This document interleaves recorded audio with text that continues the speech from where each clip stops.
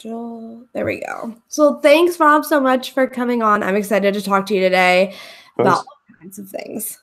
Yeah, thank you for having me. I appreciate it. Of course. So let's just jump in. Can you give the viewers a little bit of some background? I mean, obviously to your life, maybe starting. I know a little bit from reading your bio that you have on your website, but yeah, tell us a little bit about yourself and how you kind of got to this point. Sure. So I'm originally from Norristown, Pennsylvania. I'm actually in right now the house that I grew up in as a kid. And then I went to Penn State, studied finance there, minored in accounting and entrepreneurship, and graduated in 2013. And then went to work at Deloitte Consulting. So I was doing strategy and operations consulting for them, based out of Philadelphia, but traveled to a bunch of other cities for work and stuff. Did that for a year and 3 months, and then switched to a tech startup that was based in Center City, Philadelphia. Okay. And yeah, so I moved into the actual city for that job in June of 2015, and then started this project. So my project I'm doing is to meet 10,000 people one-on-one for 1 hour each, just to kind of get to know each other so that we can pass each other on a later date and be like, hey, what's up? How's life? Right. And so I started that in November of 2015, did it for 8 months while working full-time at the tech startup. And then they were acquired in July of 2016. So as a result of that, I was laid off, and that was at the end of June of 2016 that I was laid off. Yeah. And at that point had met like 100 people, had just started getting press on my project, and chose to take it full time. So it's actually been 2 years and a handful of months that I've been doing this full time, just kind of going off of my savings and starting to take on partnerships and like different types of income from the project. So wow, that's like pretty amazing. I mean, when you start off like at Deloitte, which is obviously like, you know, one of a huge company. Like, sure. I have a friend who works for Deloitte as well, but she's based out of Dubai. Oh wow. Yeah, but so you went from like big company to like a startup. That in itself is kind of like a big leap. Sure. So what made you kind of make that decision to go from big corporate to small startup? I think I've always been attracted to the entrepreneurial route. So I minored in that in school. And for me, it was like, that's the riskier route. But if you hit it in the entrepreneurship route, then you're taking like an elevator to success as opposed to climbing the ladder. Yeah. And for me, Deloitte was very much a ladder. So the path that I was on, which is a good path, was you do 2 years as an analyst, one as a consultant, then you go get your MBA full time for 2 years. And then you commit 2 years back to Deloitte so that they pay it off. And so you're like senior consultant, and then you work your way up to manager, senior manager, partner principal director, whatever. And for me, it was like you couldn't go from analyst to partner. And I felt like if I removed myself from the corporate world and went to a startup place and got in early, that I could be pushed up a lot quicker. And even to a more extreme now, doing my own project and not being in any type of company, it's like you either hit it or you don't, or at least that's how I see it. Yeah. So like, just, I mean, so you made that like first big jump from corporate to startup, and then you made this like completely off the road leap, almost it seems, to this project of yours, which like, can you talk a little bit about what made you make that decision to kind of, well, obviously, I mean, you mentioned you got laid off, so it was kind of like a pushing point there, but what made you like say, I'm going to completely leave my career in which I've worked hard for and went to school for, and jump into this? Yeah, I think there was just small points of validation along the way. And so I guess one of the biggest things was I was having a lot of fun with it. And I just thought in my mind, like, my mindset is who you know, not what you know. And so my mindset was if I met 10,000 people, there's no way that the project couldn't succeed. It would just be a matter of time and a matter of kind of defining what success looks like.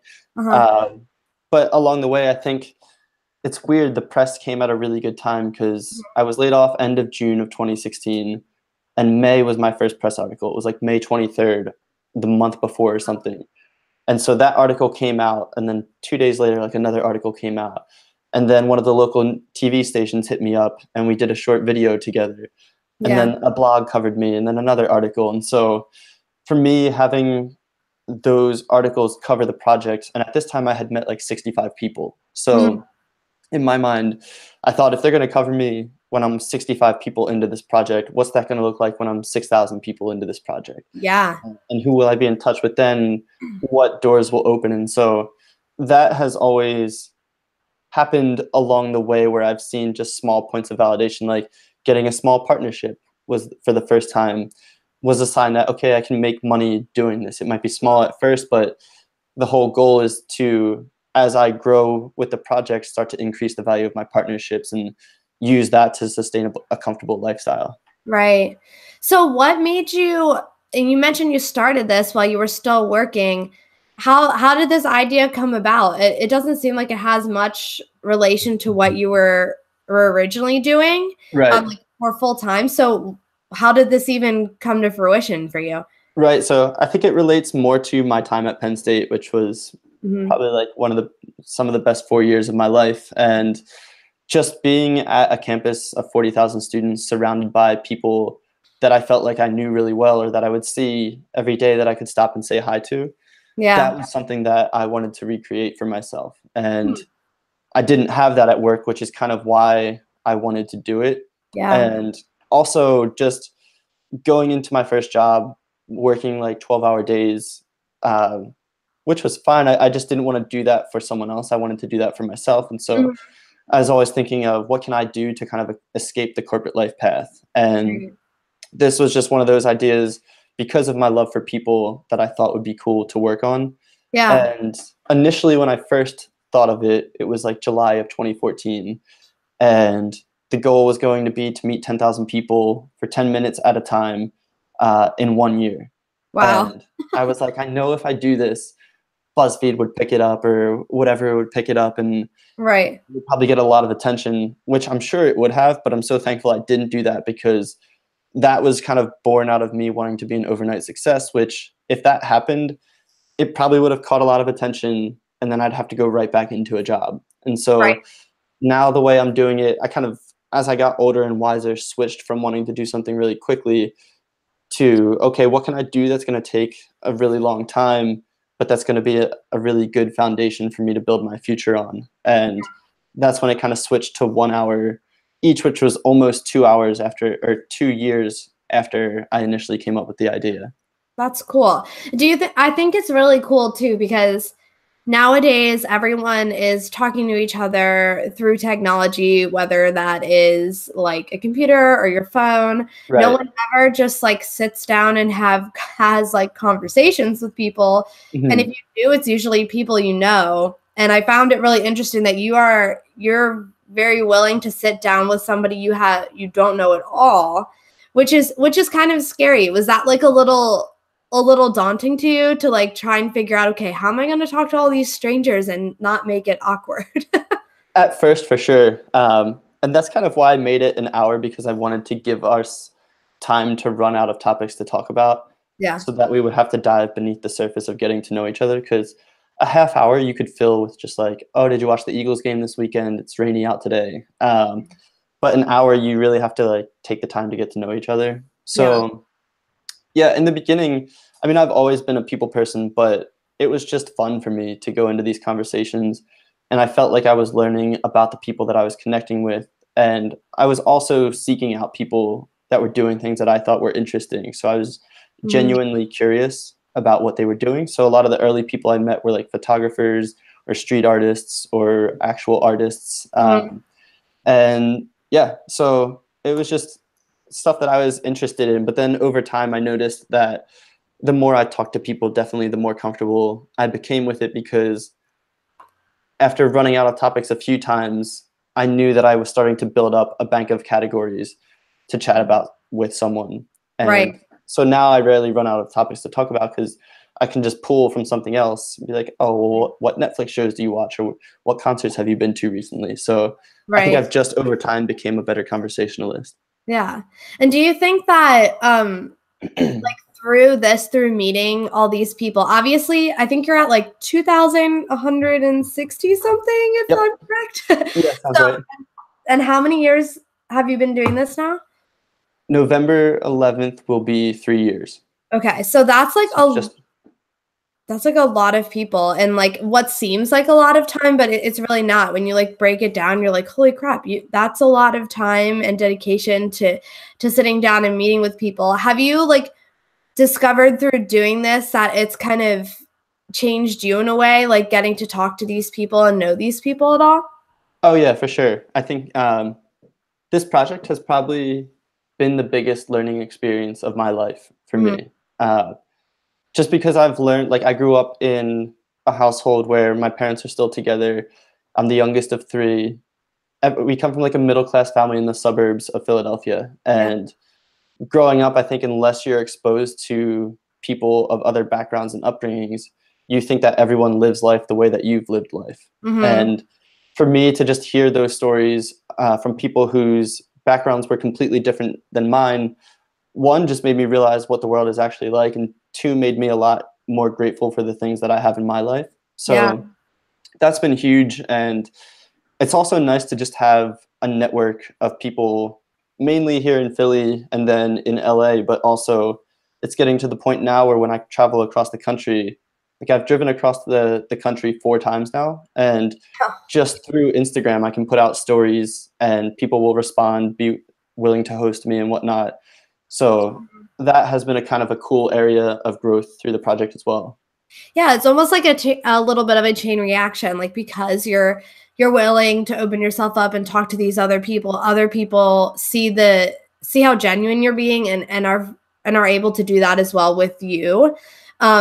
Which I think is really cool. And I just think it's cool that like you just started this off as like, I just wanted to meet with people and get to know people. But through Instagram and you were able to share these people's stories, which I think is another like kind of cool thing that's come out of this is, I mean, I'm sure there are so many people that have read like some of the stories you've shared and been inspired by it. Have you seen people like react that way to some of the stories you're sharing? Yeah, and that's been one of the coolest parts too, and kind of an unplanned part of the project. So for me, I never intended to tell stories about people. I think when people see my project now, they see me pictured with the person I've met and a story about who they are. So I think that they think I'm coming into these meetings with like set questions and I'm there to interview them, when in reality it's just 2 people talking like we're talking right now. And me sharing the stories as a byproduct. And I've seen people connect with each other based on someone's story just because they can relate to it. And a good example, like I met this guy 2 or 3 days ago who drives a Herbie the Love Bug, like bug car. And on the back windshield, he has the suicide hotline, or like suicide prevention hotline. And I just shared, he had put that there because he lost an aunt to suicide and he worked with mental health for a number of years. And a lot of people connected to that story. And one of the people who commented was like, I would love to talk to this guy and you because I'm a survivor of suicide myself. And so to see that, like someone have that reaction just from reading someone else's story feels really cool, because I'm sure that's another thing I've learned is that a lot of us are going through things that feel like we're the only one going through them. But in reality, a lot of people are going through them. It's just not something we openly talk about. So to have the chance to kind of put that out into the public has been just a really cool benefit of the project. Yeah, I mean, it sounds like really amazing too, because I think sometimes you might, this is like, I feel people a lot of days judge people on the way they look, and like you're taking it a step further. You're meeting a stranger and then you're actually learning about them and their life, and it's not just like you said, like if you did like just 10-minute little conversations, you probably wouldn't be able to like dive this deep into people's lives. And in that way, the project might be totally different, which is really interesting to see, like just the amount of time you spend with somebody, how that's like changed everything. Yeah, it's been awesome. And for me, it's just the foundation of having whatever type of relationship afterwards, because there are people that I've run into on the streets afterwards. There are people who I've kept in touch with via Instagram or text, people whose like birthday parties I've gone out to. So for Yeah. me, it's like that 1 hour is just us familiarizing ourselves with each other, and then you have that foundation to build on in whatever capacity going forward. Yeah. We've definitely, you touched on a little bit about how some people have reacted to some of the stories. Have you ever gotten any type of reaction you weren't expecting from people who follow you or found out about your project? I mean, because I feel like the internet is and the internet, it makes me sound like I'm 40 Sure. or 100.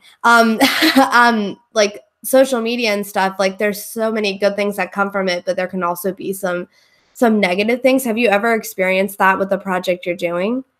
I have had like a couple of people make comments, negative comments about the project, um, being like, "You're just chasing clout" or whatever. And to me, I'm like, I just like see them and just keep going forward, because Right. for me, it's just a passion of mine, and I don't care. Like in my mind, I always think about it. I was doing this project back when no one paid attention to it, and I'm doing it now that people are starting to pay attention to it, and I've enjoyed it just as much then as I did now. And so, for me, that's just like a minor inconvenience that's always going to come with anyone who's pursuing any type of goal. Like there will always be someone who disagrees with it, and it's kind of I like to think about it as if it would be naive for me to think that everyone who sees my project would want to support it 100%. And so for me, it's just like part of the job. Yeah. Yeah, that's something that I thought of too, because I feel like everything you're doing, like all the stories you're sharing are very like inspiring. Like they might be like kind of like a story about someone, like you just said, like they lost an aunt to suicide and stuff, but it's still like something encouraging and uplifting, which I really like, because I feel like especially nowadays, just like I like barely look at the news now because it's just so sad. And I think more people need to be doing this like human connection thing, especially like now in this political climate. It's really important to sit down and get to know someone, and to also be okay with not seeing eye to eye on certain things. Have you ever come in contact with that? Maybe interviewing someone where you're like, yeah, maybe you're very two different people. Has that ever happened? I've definitely come across people whose beliefs are different than mine. Most of the times, I'd say they have been similar to mine. But that's weird. Like I don't kind of go into those areas with people. So when I talk with people, I'm just more interested about what the facts of their lives are, as opposed to what they believe in. So like I want to know where they grew up, kind of what their upbringing was like, what they're doing now, where they want to go with their lives. And because I think a lot of what people believe is shaped by the experiences that they had growing up. Yeah. So I'm just more interested in that stuff. And for the people whose opinions are different than mine, when I do hear that, I never try to like correct them or share my own beliefs. For me, it's like I'm just listening to them and learning what I can, and I'll still have my beliefs at the end of the day. But I enjoy sitting with people, and the goal has always been to have a fun hour together. So I like to make that happen any way I can. Yeah, and I think that's so like just what you said like is really important. Like you're just there to listen and to take in. You're not there to judge them or to correct them. You're just there to listen and learn about them. And I think that is something that the world needs in general. A lot of people don't want to listen, which I think is really cool. So, if you could pick one, I mean, you have a lot of stories and a lot of people you met, but if you could pick maybe one that really stood out to you, or one that just was like a different experience for you, who do you think that would be? Sure. So this is actually like a good one to cover, because I shared the story about the guy who has the suicide prevention hotline on his car, and one of the women who contacted him was this woman Roz, who I met at least a year ago, like a year and a half ago. And she commented and said she wanted to get in touch with him because she had lost her twin sister to suicide when she was in her early 20s. Wow. Yeah. And I was living in Northern Liberty's neighborhood in Philadelphia at the time, and she lived just 10 minutes 10 minutes, maybe 5 minutes by car north of me. Yeah. And it was a just completely different part of the city where the neighborhood definitely changed a bit. And her upbringing, like when she was 16, her ex-boyfriend became jealous that she was dating a new guy, tried to kill her, didn't succeed, but then he went around the corner and murdered her current boyfriend. And so she was 16 when that happened. And then her twin sister took her life when they were in their early 20s. And then her younger brother was murdered in 2012, I believe, trying to protect one of his nephews. Oh.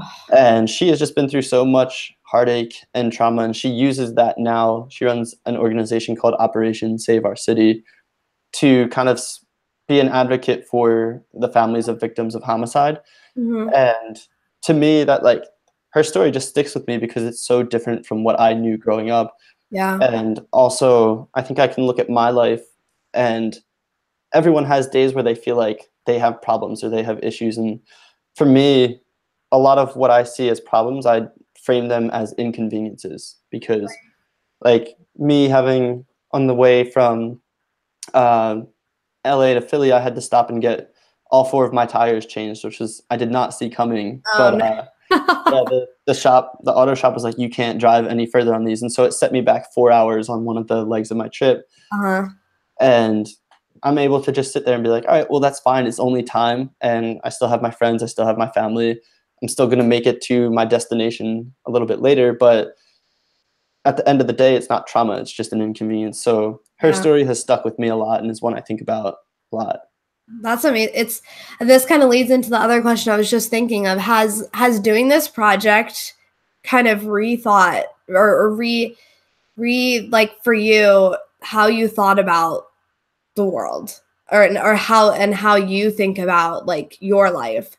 Sure. Yeah, I think I always say it's just, I think growing up, you think there's your life path, and then you're exposed to like this spectrum of your friends whose lives are similar to yours, but maybe a little bit different. But I feel like the whole life is just out to here. There's so many different paths that a life can take, and whether that be through what they're trying to do with their life or what they've gone through growing up. And so for me, I've just had my idea of what a life path should be broken down time and time again.